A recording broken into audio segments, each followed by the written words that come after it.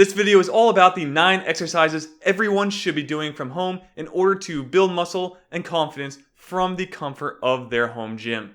So starting off, we have one of the most traditional basic exercises of all time, and that is the push-up.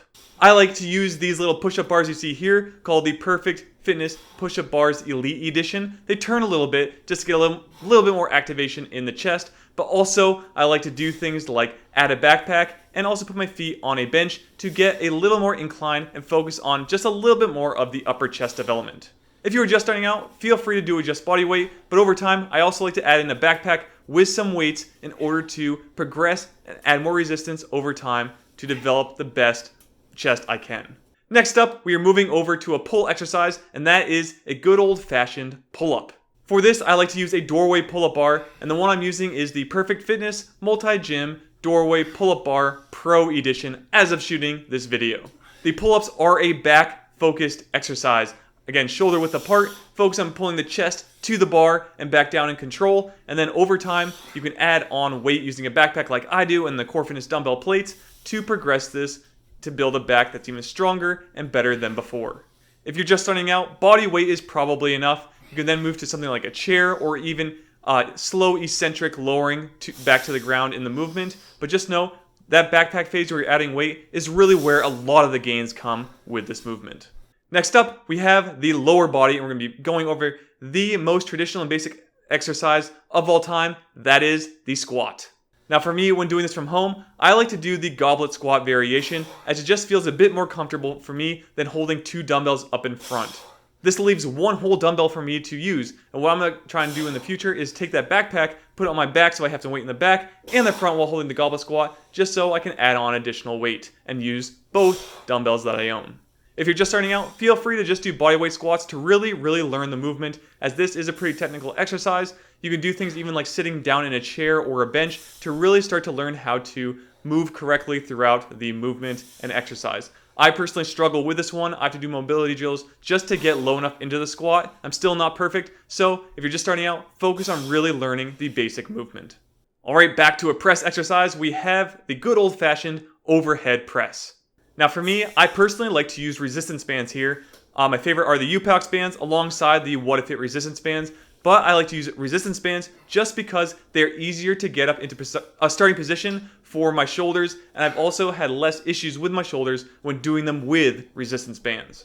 Getting injured is probably one of the worst things you can do in your fitness journey. It'll happen probably here once in a while, but just know, try to avoid it as much as possible. That's why bands are a good alternative to get into standing position with those dumbbells, so you're not trying to lunge them up and get them into where they need to go before starting the press movement. And by the way, bands with overhead pressing can be really very difficult with a lot of resistance depending on how many bands you put together. The style I use with the handles and just the carabiners can get very hard to do when you're at full extension and you have a lot of bands that you're trying to push up overhead.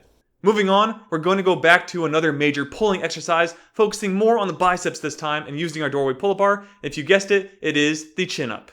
This is one of my favorite exercises of all time personally. Now, a lot of people again struggle with pull-ups and chin-ups. If you are someone like that, just start out body weight. You can even use something like a chair or assistant loop bands, or even just doing slow eccentric, just jumping to the top of the bar and slowly going down until you build up the strength to be able to do 1, 3, 5 plus of the reps for a chin-up. More focus will be put on the biceps in this movement versus a standard pull-up, but just know, it again is a back exercise, so focus on squeezing the back, keeping those elbows in, and pulling up to try and get your chin up over that bar without too much swaying or cheating. Now we go back to the lower body, and we have a hip hinging pull movement, and this one is going to be one of the staple exercises of all time, the deadlift.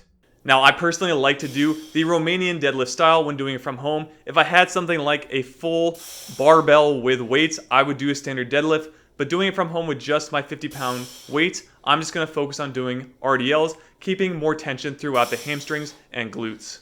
This is a very technical movement and one that you should take your time to learn even without weight. Focus on getting that good stretch through the hamstrings, really fire through the glutes, and keeping your core tight throughout the movement. No excessive lower arch in the back. Again, keep your core tight and strong and come up pulling the weight and pushing through with your heels to get that weight up to a standing position. Coming down to our final 3 exercise, we are back to a push exercise, and I have the good old-fashioned dips. Dips are another one of my favorite exercises. However, you may need to buy a dip bar station or use some kind of countertop or chairs or something in order to do this movement. I personally own the Libre Fitness equalizers that allow me to do some good old dips. Now that I can do quite a few of them with just my body weight, I've moved on to putting a backpack on, taking the plates from my Core Fitness dumbbells, throwing them in there, and progressing it that way. If you struggle by just doing body weight, I recommend taking some bands, putting them under your knees, and allowing them to assist you as well. Another version I like to do instead of taking out the bands is just to put my toes on the floor and just provide a little bit of assistance so I can push back up. Another thing to consider is really squeezing through the chest and extending through the arms to really focus on the tricep being more involved in this one, because this will focus more on the triceps than a push-up or overhead press will. And don't put that dip bar station away, especially if you're using the Libre Fitness equalizers, as the next exercise is the inverted row. Now, instead of pushing up away from the bars, now you're going to be pulling up towards the top of the bars. So again, this is a major back exercise. I like to do them hammer style. If you want, you can flip and just use one bar and do them with a standard hand grip pull. But I like, again, to have the 2 bars side by side and do a hammer grip pull while really focusing on contracting and pulling with my elbows to get that maximum back contraction. Again, most of you are just going to start off doing this with body weight. Over time, get out that backpack, put in some books, stones, or your Core Fitness dumbbell plates, and really take it to the next level, building a really strong and good looking back. And now we've made it to exercise number 9, back to the lower body, and we have good old fashioned split squats. Now, you can just do these the standard way without any equipment, or you can just do them with dumbbells and weights, and you can just do them on a floor with the split stance. However, I personally like to really take this to the next level and put my foot up on a bench or chair to make this the Bulgarian split squat.